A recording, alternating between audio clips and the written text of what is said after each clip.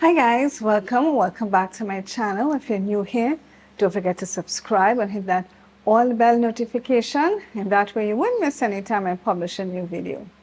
Alright, so what are we going to be making today? Well, today we'll be making a chicken wings and pigtail soup. So let's get started. Okay guys, so tomorrow I want to make chicken wings and pigtail soup. So I'm seasoning up my chicken wings and pigtail today. Now I already rinsed this out with some lime water. So now to season it up,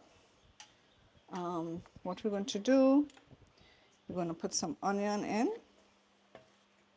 So I have one onion. I have some sweet basil that I just cut up from my garden. Some big leaf thyme that I cut up from my garden. So we're going to put that in. All right. We're also going to put some ginger garlic paste. I will leave a link in the description showing you how I made my ginger garlic paste. So let's see. I put about 3 tablespoons of my ginger garlic paste because as you can see it's a lot. I also have some sofrito as well. Again, I will leave a link in the description showing you how to make sofrito. So we'll put 3 tablespoons as well of this sofrito. Okay. All right, so what we're going to do now, I'm going to drizzle a little bit of olive oil in this. All right, so let me just drizzle a little bit of olive oil. And then we're going to give this a massage. Get all the seasoning in. I'm not going to add any salt at this point in time because the pigtail is supposed to be salted. So I did rinse it out, but I'm not sure how much salt is still in it. So after we have cooked the meat, then I will taste for salt because I'll also be using chicken broth when I'm making my soup, and that will also have some salt in it. So right now we're not putting any salt. We're just putting fresh seasonings. We're going to leave this overnight to soak in. And when I cook this tomorrow, I'm going to use my pressure cooker first to help to soften the pigtail. So everything will be nice and soft. Because we want the bones to become nice and tender. So we'll probably use the pressure cooker for a little bit and then just have it slow cook on the stove on a low flame so we can get all the cartilage and collagen from our chicken wings as well. Okay. Doesn't that look pretty, guys? Look at that. Doesn't that look pretty? Alright, I think that's got a good massage. So what we're going to do is cover it with some plastic wrap and put it in the fridge for tomorrow. Okay guys, so to make our chicken wings and pigtail soup, I'm going to be using some tanya. I'm going to be using some dasheen, 1 potato, a carrot, some plantain, some split peas, some onion, some cabbage, and some pak choy that I grew in my garden.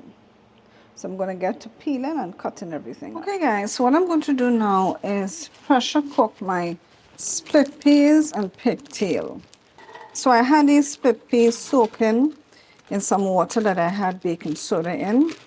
And I had it soaking for a while, then I changed out the water and allowed it to soak a little more. So this is my soaked split peas. So we're going to put that in. I'm also going to put in my pigtail. Okay. Let me just get the rest of pigtail. Right.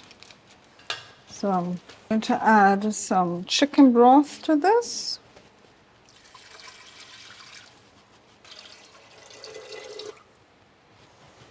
All right, so we're going to cover this and allow this to pressure cook. Okay guys, so now that our pigtail and split peas are softened, we're going to add in our chicken wings now to cook.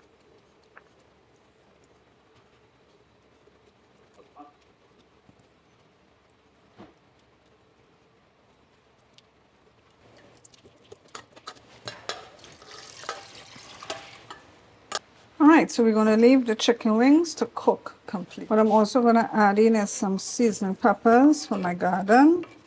I'm going to add in this Knorr chicken stock cube as well. And I'm also going to add in some bay leaf thyme and sweet basil from my garden to cook along with the chicken wings. Oh, I'm also going to add in some onion as well now. Alright, so we're going to let all these cook with the chicken wings.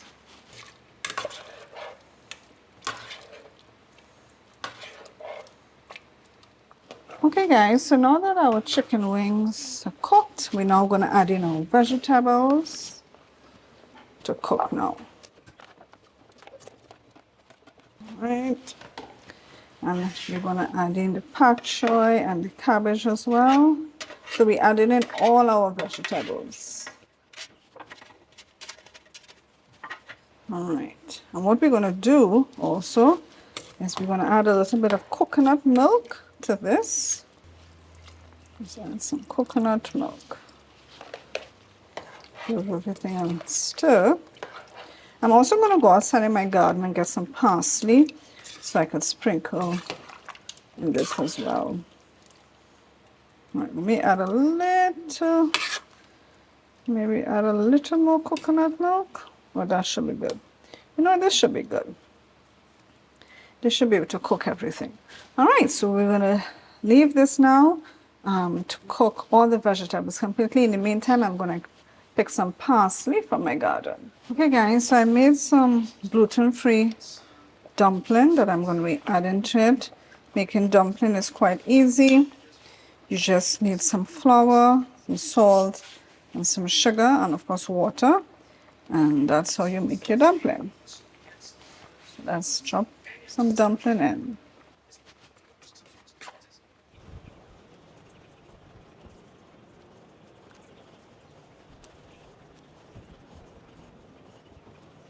I'm going to also pick some spring onions to add to it as well.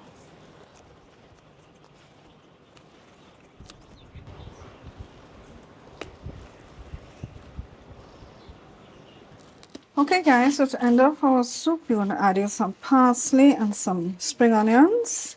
And another suggestion or tip that I would give you to help balance off your soup, you could add some sugar to it. In my case, I added jaggery powder because it's always nice to get a balance between salt and sweet.